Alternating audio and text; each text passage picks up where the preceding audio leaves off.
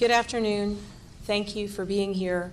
I am joined by Secretary of Public Safety and Homeland Security Stanley Metter, Secretary of Transportation Nick Donahue, State Coordinator for Virginia Department of Emergency Management John Scrivani, Commissioner of VDOT Stephen Britch, Superintendent of Virginia State Police Jeffrey Katz, Brigadier General Todd Hubbard of the Virginia National Guard, and State Health Commissioner Dr. Cameron Webb. I want to begin by giving a couple updates on where we are in our preparation for what we are anticipating to be a catastrophic storm. There will be dangerous ice accumulation. We know that the impact of this storm will be tremendous. Significant snowfall, significant ice, and we are anticipating, because of the dangerously low temperatures, ongoing impacts of this storm will continue after the point in time when the snow or the ice has stopped falling. The sleet has stopped.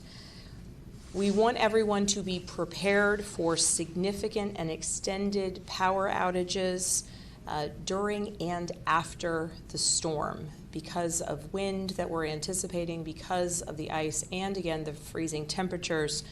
We expect that Virginia will experience power outages even after the snowfall has ended. I'm going to open it up to questions in a few moments, but I wanted to give a couple updates on the preparation that we're doing across the Commonwealth. The Virginia Department of Transportation has completed all of their pre-treating and will continue to do the hard work of ensuring that we are ready for this storm. They have begun 24-hour operations, which includes pre-positioning of vehicles and tree crews. And for those who are in housing subdivisions, we want to be very clear in setting expectations because the primary and first tier of effort will be to ensure the ability of people who may need to get to warming shelters or to emergency facilities. Those who live in housing subdivisions need to be aware that it may be 24 to 48 hours, or in some cases more, after the snow has stopped before their roads in their subdivisions will be clear. State police have begun operating under 24-hour shifts, and they are going about the state pulling disabled vehicles off the road, again for preparation to ensure that the clearing of the roads and the preparations of the roads are ready. The Virginia National Guard has continued with their deployments, particularly of high mobility vehicles, and they will be positioned ready to assist with debris removal from the roads or the movement of people. The Virginia Department of Health has done outreach to all of its health districts. The Office of Drinking Water is ensuring that across the state we are ready, stress testing facilities in some cases. Virginia Department of Health has been in contact with acute care and long-term care facilities and hospitals across the Commonwealth to ensure that they are ready and prepared. Here in the Commonwealth, the state is also coordinating with our energy providers to make sure that we are in constant communication to ensure the ability to react to downed power lines and provide assistance where and contend with power outages and track those carefully. And then importantly, as of last night, we have now received a federal emergency declaration. This was a request that I submitted to the federal government yesterday, and I want to thank members of our congressional delegation for their letters of support, recognizing the significant impact that this storm will have on Virginia. And I want to thank Secretary Noem and President Trump for signing off on that declaration last night.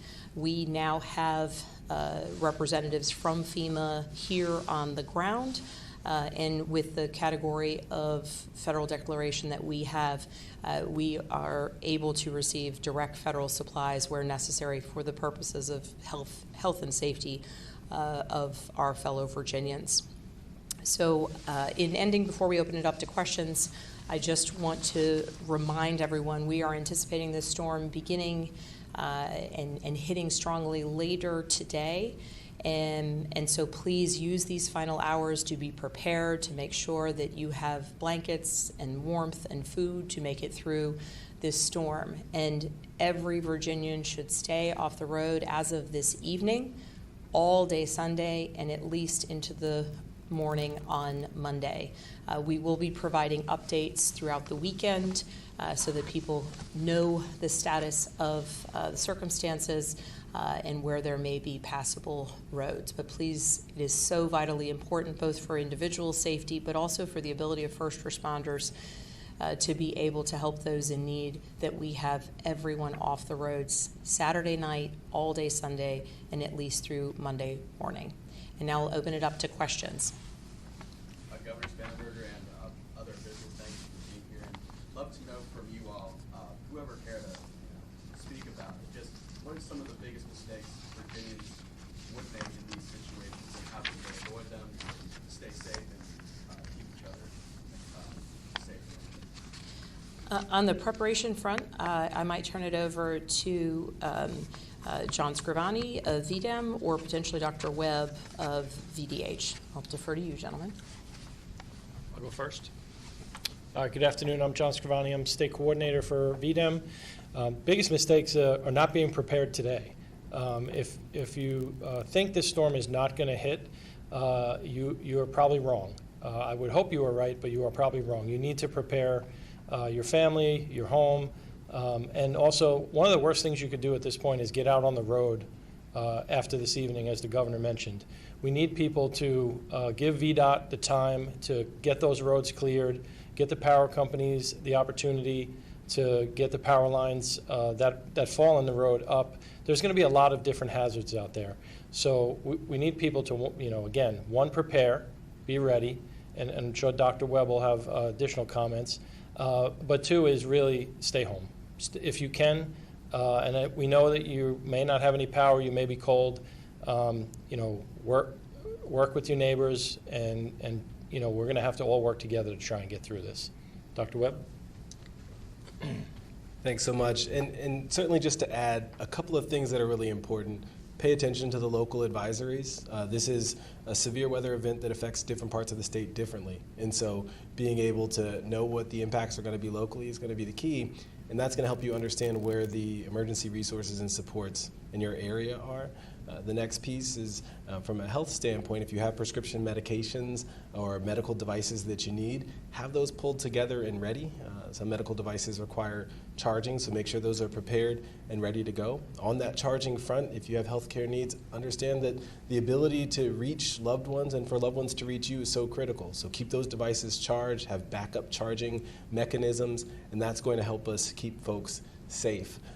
The next part is you don't want folks out on the road, but fueling vehicles is going to be important for you, and also fueling heating devices. Make sure you have a plan for safety if you have heating devices that need to be fueled. So that's your carbon monoxide monitors, your smoke detectors, but also basic safety, like keeping it away from drapes or furniture, those sorts of things. And then the last thing I'd say is a personal preparedness plan, personal preparedness kit. So whether that's your medications, other things you would need if you need to leave the home quickly, things for your children, for your pets, things that are going to be necessary for you as you're leaving the home. Keep those together. Take it all seriously and understand we're going to continue to keep you updated and get you the resources you need, but make sure you prepare as much as you can on the front end. Thank you. Yes. Hi, Governor. So how will you measure the success of your administration handling this weather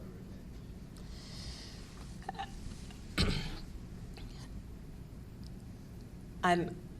I would say that while I respect the press, I think when we're talking in terms of the safety of our fellow Virginians, this is about how we are keeping people safe, how we are keeping people informed. And I think that right now I am deeply grateful for the hard work of certainly the folks in this room. There are many, many more people in this room at this moment than just the folks behind me. The leadership of the folks behind me, and the efforts to ensure that we are ready for this type of storm. You may have noticed through some of the press advisories that day by day it's been a severe weather storm, it's been a strong weather storm. Now we are in the place where we are characterizing and recognizing that this will be a devastating storm with major impacts across the Commonwealth. And so, my goal certainly in this storm and in responding to this crisis is that we're making sure that Virginians across the Commonwealth are hearing from the experts that know the work is being done on the ground to clear roads, to prepare, whether it's locally warming stations or whether it's ensuring coordination with hospitals and our health districts.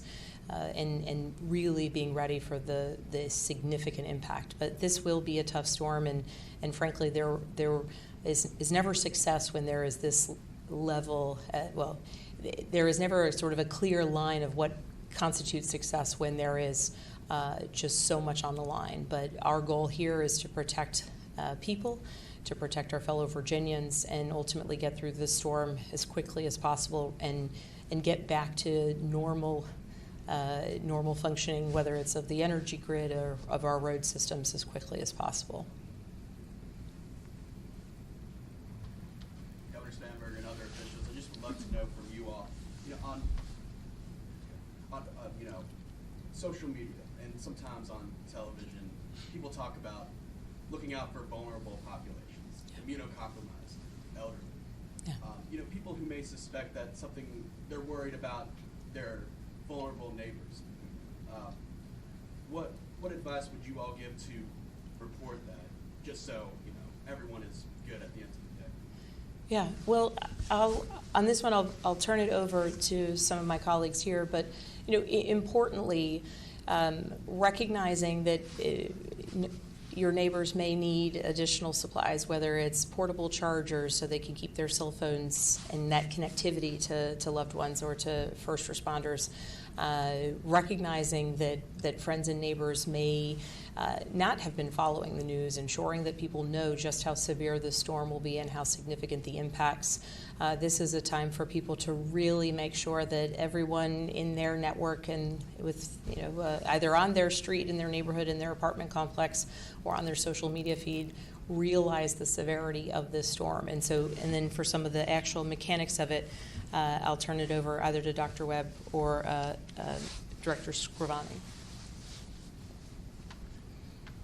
Yeah, I think it's important to remember that while we're helping to lead this response, we're also in this with you. We're experiencing this response right along with you. So in my family group chat, we're talking to each other about what preparations we've made, who has the things that they need, whether it's medications or tools or support. So that kind of check-in is critical right now in all of our communities. In terms of communities that are at some greater risk, I think it's important that people keep in mind this is a local response. We've sent data over to the local health districts to make sure they know who are some folks to look out for who require oxygen or have dialysis needs, so that we're keeping a close eye. But that connectivity really is going to be our friend as a Commonwealth. If we have really a unified approach to this, it's checking in on our neighbors, checking in on our friends and our family, and making sure that everybody has a plan on the front end. Much harder to address needs down the road. Better if we make that plan now and make sure we're ready to execute on it. And I think that we're all doing that with our families, and we just want to make sure that across the Commonwealth people are doing that as well. Thank you so much, everybody. Thank you.